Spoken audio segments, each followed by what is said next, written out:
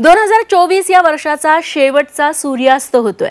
देशभरात नव्या वर्षाच्या स्वागताच्या सोहळ्यात या सूर्यास्तानं रंग भरायला सुरुवात होणार आहे। महाराष्ट्रासह देशातल्या वेगवेगळ्या ठिकाणी हा सूर्यास्त होतोय आणि त्याचीच ही दृश्य तुम्ही झी24 तासच्या स्क्रीनवरती बघत आहात। हळूहळू सूर्य मावळतोय, 2024 ला निरोप देतोय। आता उद्या सूर्य उगवेल, नवं वर्ष घेऊन, नवा दिवस घेऊन, नव्या आशा घेऊन। 2024 चा हा शेवटचा सूर्यास्त। जसा सूर्य खाली खाली उतरेल, मावळत जाईल, तसा पर्यटकांचा, लोकांचा उत्साह द्विगुणित होत जाणार आहे। कारण 2024 वर्ष सरतय आणि 2025 चं स्वागत करायचंय। त्याच्या सेलिब्रेशनला सूर्यास्तानंतर खऱ्या अर्थानं सुरुवात होते आणि म्हणूनच 2024 चा हा सूर्यास्त अनेक अर्थांनी खरं तर महत्त्वाचा आहे। 2024 हे वर्ष सगळ्यांसाठीच वैयक्तिक आयुष्यात असेल, सामाजिक आयुष्यात असेल, राज्याच्या राजकारणात असेल, देशाच्या राजकारणात असेल, अनेक उलटापालथींचा ठरलेला आहे। अनेक बदल घडले 2024 या वर्षात, अनेक महत्त्वाच्या घडामोडी घडल्या। प्रत्येकाच्या आयुष्यात काही ना काहीतरी महत्त्वाचं घडलेलंच असेल।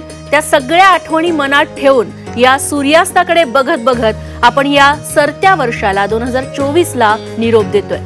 या वर्षानं आपल्याला जे काही दिलं, या वर्षात आपण जे काही गमावलं, त्या सगळ्यांची उजळणी या सूर्यास्ताकडे बघता बघता प्रत्येक जण नक्कीच करत असेल। ही बोट आपण बघतोय, ही देखील कदाचित 2024 मधून 2025 च्या दिशेने वाटचाल करतेय। सांकेतिक ही दृश्य आपण पाहतोय। हळूहळू सूर्यास्त होतोय आणि नवीन वर्षाची चाहूलही देतोय।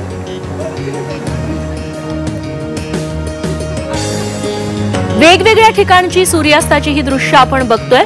2024 मधील अखेरचा सूर्यास्त पाहण्यासाठी अनेक भागात मोठ्या प्रमाणात नागरिक जमलेले आहेत। ओडिशा, अक्षरधाम, दिल्ली या सगळ्या परिसरातले सूर्यास्त आपण बघतोय। 2024 मधील हा अखेरचा सूर्यास्त। जसा सूर्य मावळतोय तसं सेलिब्रेशनचा रंग आता चढत जाणार आहे आणि सगळ्यांना प्रतीक्षा असेल ती 12च्या ठोक्याची। तेव्हाच 2025 चं आगमन होईल। दरवर्षीचा ठरलेला हा नित्यक्रम असला तरीही आनंद मात्र कधीही ओसरत नाही नवीन वर्षाचं स्वागत करताना।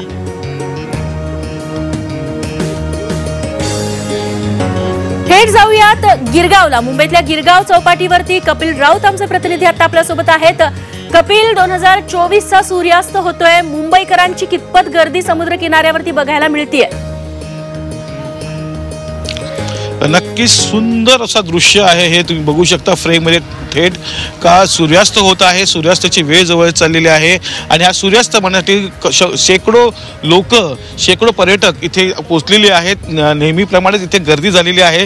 हा एक वेगळा क्षण असतो कारण की 2024 चा जो शेवटची संध्याकाळ, शेवटचा सूर्यास्त, याला एक वेगळं महत्त्व आहे। उद्या जेव्हा सूर्योदय होणार आहे तो 2025 मध्ये होणार आहे। त्यामुळे आजची जी संध्याकाळ आहे, आजचा जो सूर्यास्त आहे, ह्याला वेगळं एक मजा आहे, वेगळा एक क्षण आहे आणि हा क्षण टिपण्यासाठी लोक सेल्फी घेत आहेत, फोटो घेत आहेत। लोक लांबून लांबून इथे आलेले आहेत।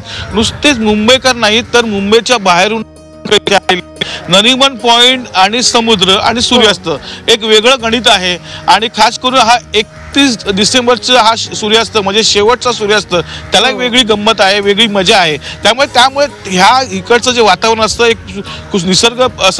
निसर्गरम्य असं वातावरण असतं। सुंदर समुद्र आहे आणि समुद्रात काही वेळात सामावून जाणार आहे तो म्हणजे सूर्य आणि सूर्यास्त होणार आहे। खरंच विलोभनीय अशी ही कपिल दृश्य तुम्ही आमच्यापर्यंत पोहोचवता आहात। धन्यवाद या तपशिलांबद्दल। आणि यानंतर थेट जाऊयात गंगापूर धरण परिसरामध्ये। योगेश खरे आमचे प्रतिनिधी आता आपल्या सोबत आहेत। योगेशजी, समुद्र किनाऱ्यावरचा सूर्यास्त आम्ही बघितलेला आहे। गंगापूर धरणावरचा सूर्यास्त बघण्याची आता महाराष्ट्राला उत्सुकता आहे। नाशकात एकंदर कशा पद्धतीचं वातावरण आहे 31st चं आणि नववर्ष स्वागताचं?